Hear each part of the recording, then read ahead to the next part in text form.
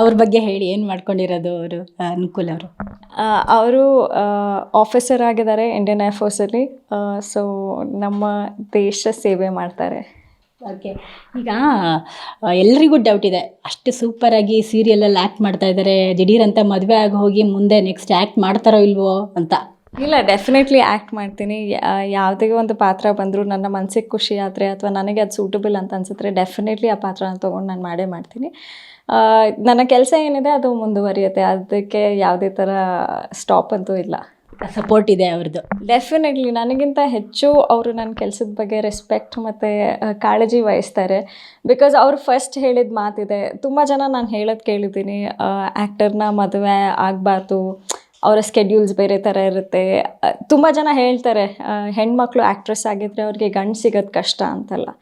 But ಅವ್ರು ಹೇಳಿದ್ದೇನೆಂದರೆ, ನನ್ನಷ್ಟೇ ನೀನು ಕಷ್ಟಪಟ್ಟು ಈ ಒಂದು ಸ್ಟೇಜ್ಗೆ ಬಂದಿರ್ತೀಯ, ನೀವು ಯಾಕೆ ಸ್ಟಾಪ್ ಮಾಡಬೇಕು ಜಸ್ಟ್ ಬಿಕಾಸ್ ಒಂದು ಮದುವೆ ಆಗೋದ್ರಿಂದ ಅಥವಾ ಮಗು ಆಗೋದ್ರಿಂದ? ಯಾಕೆ ಒಂದು ಹೆಣ್ಮಗಳು ಅವರ ಕರಿಯರ್ನ ಸ್ಟಾಪ್ ಮಾಡಬೇಕು? ಅವ್ರಿಗೂ ಕನಸುಗಳಿರುತ್ತೆ, ಅವ್ರಿಗೂ ಆ್ಯಂಬಿಷನ್ಸ್ ಇರುತ್ತೆ, ಅದನ್ನು ಪೂರೈಸ್ಕೋಬೇಕು ಅಂತ ಅವ್ರು ಫಸ್ಟ್ ಹೇಳಿದ ಮಾತಿದು. So that's I felt really happy. ನನಗೆ ತುಂಬ ಖುಷಿ ಆಯಿತು. ಎಲ್ಲಿ ಫಸ್ಟ್ ಭೇಟಿ ನಿಮ್ಮದು ಮತ್ತು ಅನುಕೂಲ್ ಅವ್ರದ್ದು? ದೇವಸ್ಥಾನದಲ್ಲೇ ಫಸ್ಟ್ ಭೇಟಿಯಾಗಿತ್ತು. ಓಕೆ. ಸೊ ನಮ್ಮ ತಾಯಿ ಸ್ವಲ್ಪ ಆರ್ಥೋಡಾಕ್ಸ್, ಟೈಮ್ ನೋಡ್ತಾರೆ ನಮ್ಮಮ್ಮ. ಯಾವುದೇ ಇವಾಗ ಒಂದು ಬಟ್ಟೆ ಪರ್ಚೇಸ್ ಮಾಡಬೇಕು ಅಂದ್ರೆ ಅಷ್ಟೇ, ಜ್ಯುವೆಲ್ರಿ ಪರ್ಚೇಸ್ ಮಾಡಬೇಕು ಅಂದರೆ ಅದು ಒಳ್ಳೆ ಟೈಮ್ ಇದ್ದರೆ ಮಾತ್ರ ಆಚೆ ಕರ್ಕೊಂಡು ಹೋಗ್ತಾರೆ. ಅದು ರಾಹು ಕಾಲ ಏನಾದರೂ ಇದ್ದರೆ ಅಲ್ಲೆಲ್ಲ ನಮ್ಮಮ್ಮ ಕೆಲಸ ಮಾಡೋದೇ ಇಲ್ಲ. ಸೊ ಆ ಟೈಮ್ ನೋಡಿ ನಾವು ದೇವಸ್ಥಾನದಲ್ಲಿ ಭೇಟಿ ಮಾಡಿದ್ವಿ.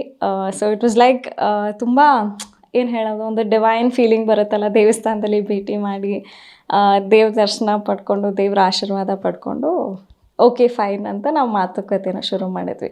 ಓಕೆ. ಅವ್ರು ಸೀರಿಯಲ್ ನೋಡ್ತಾರಾ ಡೈಲಿ? ನಿಮ್ಮನ್ನು ನೋಡ್ತಾರಾ? ಡೆಫಿನೆಟ್ಲಿ ಅವ್ರು ನನಗಿಂತ ಜಾಸ್ತಿ ಅಪ್ಡೇಟೆಡ್ ಆಗಿದ್ದಾರೆ ಸೀರಿಯಲಲ್ಲಿ ಏನೇನು ಆಗ್ತಿದೆ ಅಂತ. ಬಿಕಾಸ್ ನಮಗೆ ನಮ್ಮ ಟ್ರ್ಯಾಕ್ ಮಾತ್ರ ಗೊತ್ತಿರುತ್ತೆ, ಅಂಟಿಲ್ ನಾವು ಸೀರಿಯಲ್ನ ನೋಡಿದ್ರೆ ಮಾತ್ರ ನಮಗೆ ಗೊತ್ತಾಗುತ್ತೆ. ನನಗಿಂತ ಹೆಚ್ಚಾಗಿ ನನ್ನ ಕೆಲಸದ ಬಗ್ಗೆ ಅವ್ರು ಅಪ್ಡೇಟೆಡ್ ಆಗಿದ್ದಾರೆ. ಮೋಸ್ಟ್ಲಿ ಆ ಸೀತಾ ಕ್ಯಾರೆಕ್ಟ್ರಿಗೆ ಬೋಲ್ಡ್ ಆಗಿರ್ಬೇಕಾ ಅಂತ ಅವರು? ಇಲ್ಲ, ಅವರು ನನ್ನ ಹಳೇ ಅಗ್ನಿ ಸಾಕ್ಷಿನೂ ಫಾಲೋ ಮಾಡಿದ್ದಾರೆ. ಆಮೇಲೆ ಅದಕ್ಕಿಂತ ಮುಂಚೆ ದೇವಿ ಬಂದಿತ್ತಲ್ಲ ಅದನ್ನು ಫಾಲೋ ಮಾಡಿದ್ದಾರೆ. ಆಮೇಲೆ ಬಿಗ್ ಬಾಸ್ದು ಸಾಕಷ್ಟು ಇನ್ಸಿಡೆಂಟ್ಸ್ ನನಗೆ ಹೇಳಿದ್ರು, ಹಿಂಗೆ ಆಯ್ತಲ್ವಾ ಬಿಗ್ ಬಾಸಲ್ಲಿ ಅಂತೆಲ್ಲ. ನನಗೆ ಒಂಥರ ಶಾಕ್ ಆಯಿತು, ನೈಸ್ ರಿಸರ್ಚ್ ಅನ್ನಿಸ್ತು.